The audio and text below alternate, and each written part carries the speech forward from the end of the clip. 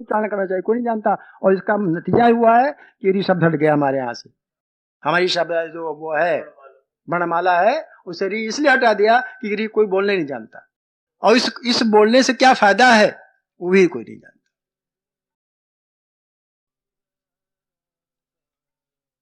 ऋ ऋषि बोलते नहीं जानता कोई। आखिर हमारा क्या, हमारे बुजुर्ग क्या, हमारे शास्त्र क्या वो पागल थे जिन्होंने ऋ को उच्चारण रखा? जो पूर्ण वैज्ञानिक थे। हमारे यहाँ जितनी वर्णमाला है पूर्ण वैज्ञानिक ढंग से है, पूर्ण वैज्ञानिक है जितनी हमारी वर्णमाला है, आ से लेकर के और वहां तक हा तक। ऐसा विज्ञान, ऐसी वैज्ञानिक वर्णमाला किसी भी देश की किसी भी भाषा में नहीं। हमारी तो बहस हो गई एमए में, वो प्रयोगात्मक एक होता है वाइवा जिसे बोलते हैं, जो हमारे टीचर आए थे लेने के लिए वाइवा, उनसे बहस हो गई। हमने कहा अगर विश्व में कोई भी अगर वैज्ञानिक लिपि है तो हमारी देवनागरी लिपि।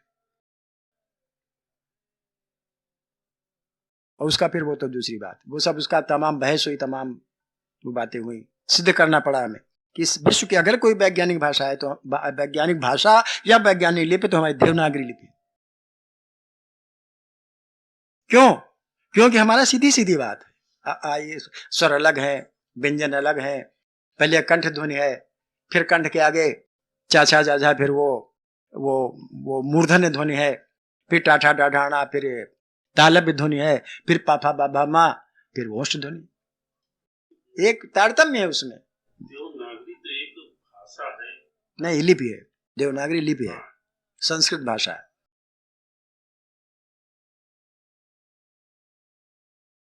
तो इसी तरह से वर्णन आगे निकलता जा रहा है।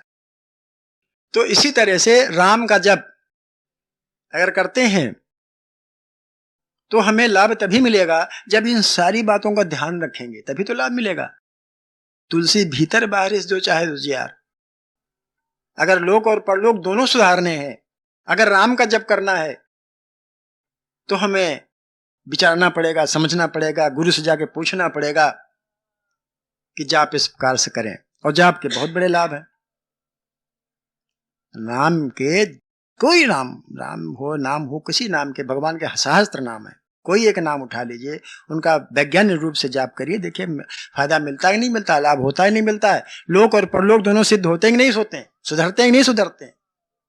लेकिन हो है राम का, अगर राम का जप करना है तो राम का हो करके राम का जप करना पड़ेगा। वो कहानी किसी कब ने, क्या है वो, जब से नाम हृदय धर्यो भयो पाप का नाश, जैसे चिंगी आग की परी पुरानी घास। घास, सूखी घास पर चिंगी डाल दो भस्म हो जाती है। वैसे ही जैसे नाम अंदर हृदय में आया, किसी का भी, भगवान कोई नाम ले लो, सारे पाप क्षीण होने लगते हैं, कम होने लगते हैं। नाम का प्रभाव ही यही होता है। नाम सुमिर क्या है, सुमिर नाम क्या है, पवन सत रामू अपने बस कर राखे रामू, क्या है वो चौपाई है नहीं? हाँ हम बता देते भी। भगवान पवन महावीर स्वामी ने हमारे महावीर ये हनुमान जी ने राम नाम का सुमरण करके राम को अपने बस में कर लिया था। क्या है वो राम सुमित, क्या है वो चौपाई में भूल गए, हमें रामायण आती नहीं, क्या करे, रामचंद्र नहीं आता। अपने बस कर राखे रामू, ये ऐसा कुछ है चौपाई में। सुमिर पवन सुत पावन नामू, हाँ सुमिर पवन सुत पावन नामू अपने बस कर राखे रामू। राम स्मरण करके अपने बस में कर लिया राम। अंत में राम करना पहला, राम ने अंत में क्या कहा कि मैं तुमसे तुम्हारे ऋण से नहीं हो सकता। हनुमान से कहा कि मैं तुम्हारे ऋण से कभी उऋण हो ही नहीं सकता। उन्होंने राम का नाम इस प्रकार से स्मरण किया, इस प्रकार से हृदयंगम कर लिया, इस प्रकार से रटा, इस प्रकार से जाप किया। वाल्मीकि ने क्या किया? वाल्मीकि का उल्टा नाम थोड़ा जपा था ना, उल्टा नाम जपा। हाँ उल्टा, उल्टा नाम नहीं जपा, उल्टा अर्थात जिस रास्ते से जा रहे उस रास्ता उलट दिया, उल्टा तब नाम जपा। उल्टा, उल्टा नाम नहीं जपा, मरा मरा नहीं कहा, उल्टा, यानी उल्टा मतलब जो रास्ता था उसका, उससे रास्ता उलट गया, दूसरे रास्ते पे आ गया, उल्टा तब नाम जपा, उल्टा नाम जपा जग जाना, संसार ने ये जाना उल्टा नाम जपा ना। गोस्वामी जी बहुत ही, हमने कहा ना आपको कि गोस्वामी जी ने शब्द जड़े हैं, लिखे नहीं है, शब्द जड़े हैं। जिस प्रकार कोई रत्न जड़ने वाला जड़ता है, अगर एक शब्द ही हटा दीजिए वहां से, एक रत्न हटा दिए तो गहना बिल्कुल बेकार हो जाता है। यहाँ जड़िया बैठे जड़े नगीने एक तारतम से जड़े जाते हैं, अगर वहां से एक हटा दीजिए तो बेकार हो जाएगा। ठीक इसी प्रकार से गोस्वामी जी ने शब्द जड़े हैं, शब्द हटा लिए दूसरा शब्द रख दीजिए, अर्थ बेकार हो जाएगा। उल्टा नाम जपा जग जाना, वाल्मीकि भय ब्रह्म समाना। उल्टा, उल्टा से मतलब वो उल्टा नाम नहीं जपा, बल्कि जिस रास्ते वो जा रहा था वो रास्ता उलट दिया अपना, उसने संसार की ओर से उसने वैराग्य धारण कर लिया, तब नाम जपा जग जाना, जग ने यही जाना। तो वाल्मीकि जग ने क्या जाना कि उल्टा नाम जपा, ऐसी बात नहीं है, उल्टा तब नाम जपा। जो रास्ता उसने पकड़ा हुआ था वो वही कथा वाल्मीकि चोर वो समय वो रास्ता उसने उलट दिया, किसके ज्ञान से, कुछ साधु संतों के ज्ञान से। जब वो रास्ता उलट दिया और नाम जाप करना आरंभ कर दिया तो वाल्मीकि भय ब्रह्म समाना। तो राम का जाप तो बड़ा लिखने तो बड़ा साधारण लगता है, लेकिन पहले हो ही राम को, अर्थात अपना रास्ता उलट दीजिए, राम का हो करके राम राम जाप करिए। ठीक है ना भैया। तो अभी बहुत बाकी, क्योंकि टाइम ज्यादा हो रहा है, अभी इस संबंध में बहुत कुछ कहना आपसे कि नाम कैसे जपा जाए राम का। अगर राम है या कृष्ण, जो भी नाम जपते हैं, कृष्ण नाम भी कृष्ण मान, अच्छा हाँ, और फिर हो ही राम को, राम को समझो पहले, राम को पहले समझना पड़ेगा, रा और माँ को समझना पड़ेगा, रा क्या है और माँ क्या है। गोस्वामी जी ने अच्छी तरह समझाया हुआ है, पूरा नल्म कितनी चौपाइयां इस पर रा और नाम पर लिख दिया है। रा और माँ है क्या, रा क्या है, माँ क्या है। अगर राम नाम जाप करना है तो पहले राम को समझना पड़ेगा, रा रो माँ दो अक्षर उनको समझना पड़ेगा, रा कैसे उच्चारण किया जाए, माँ कैसे, उसको समझना पड़ेगा, और भाव बनाना पड़ेगा, पहले भाव बनाने पड़ेंगे।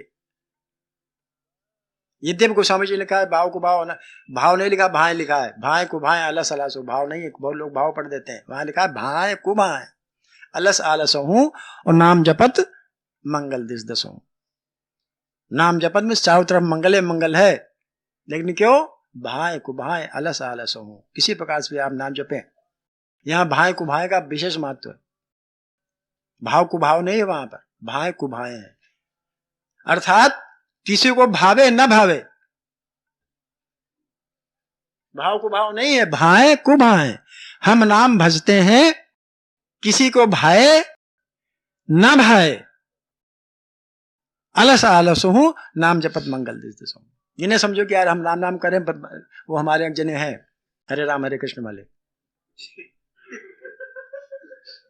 राम नाम ही ओढ़े हैं भाई, हम मतलब इनकी वो आलोचना नहीं करते। हम क्यों आलोचना करें जब हम नहीं उससे हो पाते, हम दूसरे की आलोचना क्यों करें भाई।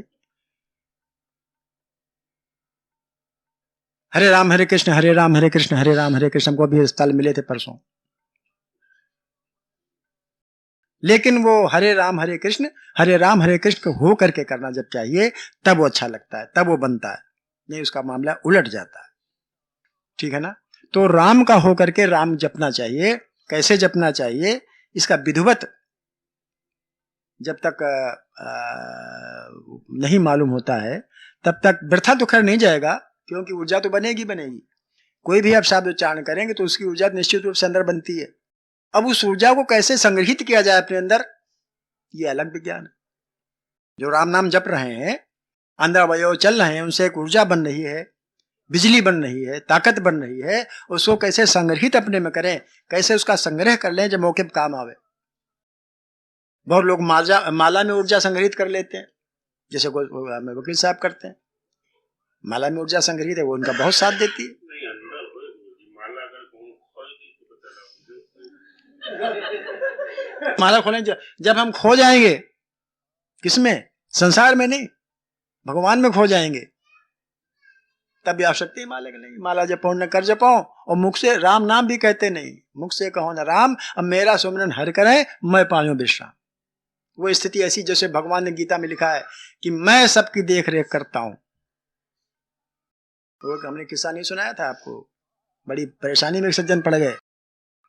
अब भी किस्सा नहीं सुनाएंगे, देर हो जाएगा, 10:30 बज रहा है। बस इतना कह करके अभी बहुत कहना है आपसे इस जाप के संबंध में,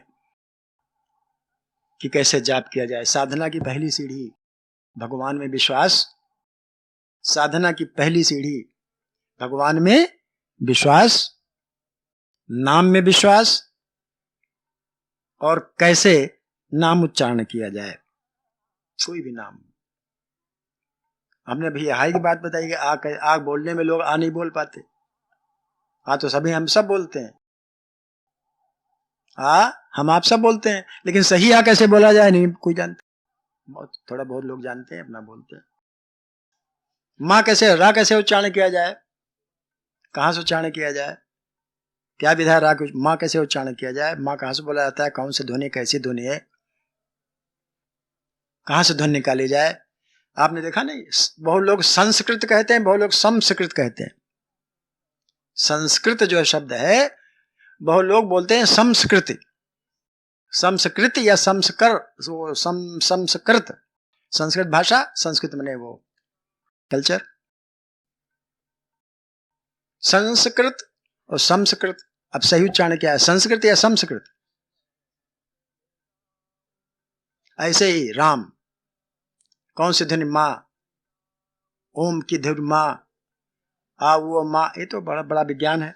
बहरहाल ये जो हमारा विषय चल रहा है, ये जप वाला जो साधना की प्रथम सीढ़ी है, कम से कम उसको कैसे हम आरंभ करें, ये अगली बार, क्षमा करें समय ज्यादा हो रहा है। ये साधना करना आरंभ कर दीजिए, और क्रिया रूप में जैसा बाबूजी ने कहा, तो इतने दिन सुनते सुनते हो गए हैं, तो कोई न कोई साधना सुनाते ही रहेंगे, लेकिन कुछ करना आरंभ कर दें। जैसा कि हमारे विजय बाबू ने आरंभ किया है, हम समझते हैं कि आप सभी लोग इसको अपनाएं, बहुत अच्छी बात है। अगर सप्ताह में न सही तो महीने में 2 दिन, और न महीने में 2 दिन सही तो कम से कम महीने में 1 दिन, जो है सत्य का पालन आरंभ कर दें। यहीं से अपनी जो क्रिया रूप साधना है वो आरंभ करें। उस दिन 1 दिन आपको निश्चित कर लें महीने में, चाहिए तो महीने में 4 दिन, न 4 दिन सही 2 दिन, न 2 दिन सही तो कम से कम 1 दिन आप सत्य का संकल्प करें अपने मन में। उपवास रखना आवश्यक नहीं है और आवश्यक भी है। उपवास रखने से शरीर तो तंदुरुस्त रहता ही है, शारीरिक प्रक्रिया ठीक रहती है, और मन प्रसन्न रहता है। उपवास आवश्यक है इसलिए क्योंकि भोजन करने से, चाहे जैसा भी भोजन हो, सात्विक हो किसी किस्म का, उसका असर तो पड़ता ही है मन पर। तो 1 दिन अगर उपवास रह लिया जाए तो मन इधर उधर भागता नहीं है। ऐसा अक्सर होता है कि जैसा मन चाहता वैसा हम करते हैं, जैसा मन चाहता वैसा हम करते हैं। हमको ये चाहिए कि जैसा हम चाहे वैसा मन करे। आप मेरी बात समझ रहे हैं? आमतौर से ये होता है कि जैसा मन करता वैसा हम करने लगते हैं। ये हम कौन है? जैसा मन करता वैसा हम करते हैं, तो ये हम कौन है? क्या हम शरीर हैं? हम उल्टा करते हैं। हम जैसा चाहे वैसा मन करना चाहिए। हम श्रेष्ठ हैं मन से, मन हमसे, हम मन से नहीं है। साधना की पहली सीढ़ी ये होती है कि जैसा हम चाहे वैसा मन करे, जैसा मन चाहे वैसा हम न करें, क्योंकि हम जो है वो मन से श्रेष्ठ है। हम मन के प्रकाशक हैं। मन हमसे प्रकाश पाता है और हम उल्टा करते हैं। क्या करते हैं कि मन हम पर हावी रहता है। हम आप लोग सब यहाँ सत्संग में बैठते हैं, सुनते हैं, इतने साल सुनते चले आ रहे हैं, और अब उन विचारों को गति दें, क्रिया में परिवर्तित कर दें। क्योंकि विचार क्रिया ये दोनों मिलकर हम हैं। विचार और क्रिया दोनों मिलकर हम हैं। और हमारा कल्याण तभी हो सकता है कि सत्संग के जो विचार हमको मिले हैं उन्हीं के अनुरूप क्रिया आरंभ करें, तब सत्संग का लाभ है। और जो उल्टा काम हम कर रहे हैं कि जो मन चाहता है वो हम करते हैं, हम इसको उलट दें, जो हम चाहें वो मन करें। लीजिए एकादशी ले लीजिए, अच्छी चीज एकादशी, एकादशी करिए।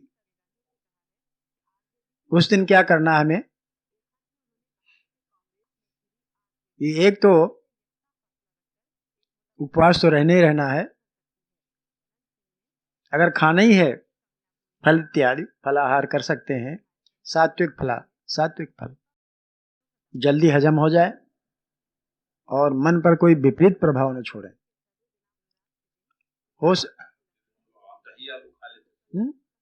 आहार में फल रखिए, श्रेष्ठ है, श्रेष्ठ है। शाम को नमक का प्रयोग कम करें। मना नहीं है नमक, हमारे हिसाब से तो नमक मना नहीं है, लेकिन प्रयोग कम करें। एक आध जैसे शाम को दिन भर उपवास रखें और रात्र में, दिन में फलाहार कर सकते हैं एक बार। बहुत लोगों को मतलब कुछ उधर भूख जो है बर्दाश्त नहीं होती है, आदत डालें। वो लोग ऐसे हैं कि कहते हैं, जैसे हमारे पड़ोस में भाई साहब हमारे रहते हैं, हाँ जल पी के रहें, जल आहार करें, नींबू ले, नींबू पानी ले लें। तो हम कहाँ हमने नहीं कहा, आना नहीं। शाम को एकादशी, अगर हम एकादशी की बात नहीं, हम तो आमतौर से वो बात कर रहे हैं जो रहना चाहते हैं। अब एकादशी में जो बात है उसको कर लीजिए अपना। एकादशी में अगर नहीं अन्न खाया जाता है, लेकिन यह है कि आप शाम को अगर एकादशी है, एकादशी को रहना चाह रहे हैं तो रहिए, न खाइए। कोई आवश्यक है न खाएं, कोई आवश्यक नहीं है न खाएं। रात में भी दूध पी सकते हैं, तो ये अच्छा रहेगा स्वास्थ्य के लिए भी और मन के लिए भी।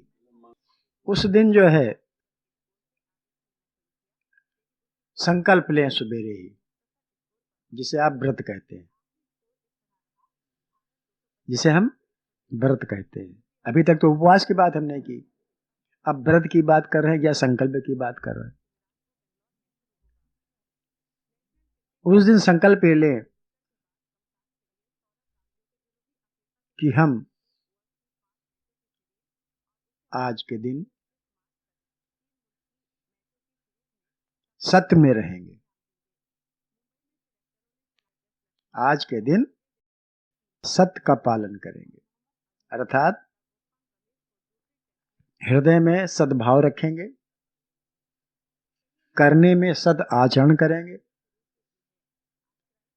सद व्यवहार करेंगे और सद वाणी का प्रयोग करेंगे। ठीक, सद व्यवहार, सद आचार, सद वाणी और सद्भाव और सद विचार, ये आप सुबह ही संकल्प लें। दिन भर यदि आपने उपवास किया है तो ये सब पालन करने में कोई कठिनाई नहीं होगी। हो सकता है कि 2-1 बार कठिनाई हो, 2 बार पहले, 3 बार पहले बाबूजी हो सकता है कठिनाई हो, क्योंकि जो आदत पड़ी होती है वो छूटती तो है नहीं जल्दी, स्वभाव बन जाता है, वो स्वभाव बन जाता है। आदत जो है स्वभाव बन जाती है। आमतौर से लोग झूठ बोलने की आदत है, जरा जरा सी बात में झूठ बोल देते हैं, अंदर सद्भाव नहीं पैदा कर पाते। तो अगर सद्भाव अंदर पहले ही आप संकल्प ले लें कि आज हमारे अंदर भावनाएं होंगी, सद्भावनाएं होंगी, सद विचार भी आएंगे, सद व्यवहार भी आप करेंगे, सद आहार भी करेंगे आप, और सद वाणी भी बोलेंगे। जैसा हमने कहा कि ये पहले तो नहीं हो पाएगा, लेकिन अंकुश लगना आरंभ हो जाएगा, कुछ तो अंकुश लगेगा। व्यवहार आप एक दूसरे से करें, सद्व्यवहार करें, अर्थात पूरा पूरा दिन आप सत्य में विचार, पूरा व्यवहार इत्यादि में, खान पान दुरुस्त कर लें, दूसरे भाषा में खान पान दुरुस्त कर लें, चाल चलन दुरुस्त कर लें। पहनावा का भी विशेष असर पड़ता है, आचार विचार तो खैर है, पहनावा का भी असर पड़ता है। जैसे तामसिक भोजन नहीं होता है, वैसे तामसिक वस्त्र भी होते हैं। हो सके तो श्वेत वस्त्र धारण करें उस दिन, और हो सके तो, अब जिसके नहीं तो उसको क्या करना चाहिए, कुछ नहीं, लेकिन अगर है तो श्वेत वस्त्र धारण करें, कुछ भी हो, श्वेत वस्त्र होना चाहिए, या भगवा धारण करें। वैसे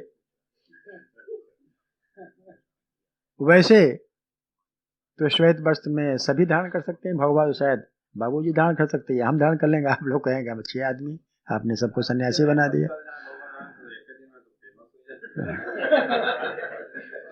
यही दिन होगा, दोबारा नहीं होगा, फिर एक ही दिन होगा।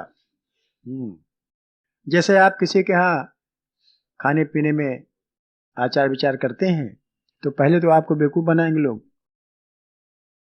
कि बड़े आए हैं, वो हमारे यहाँ नहीं खाते पीते हैं, लेकिन जैसे जैसे मालूम हो जाएगा कि हम किन कारणों से नहीं खाते हैं तो फिर लोग इस पर बारे में बुरा नहीं मानते, मशहूर हो जाता ना, फेमस होते हैं कि भाई कहीं इधर उधर, अब कहीं जाए दावत इत्यादि में तो आप जो सूक्ष्म से सूक्ष्म या सात्विक वहां हो वो आहार ले सकते, ठीक है ना, सात्विक आहार ले सकते हैं, कोई ऐसी आवश्यकता नहीं कि आप जाएं तो वही सब खाएं जो सब लोग खा रहे हैं।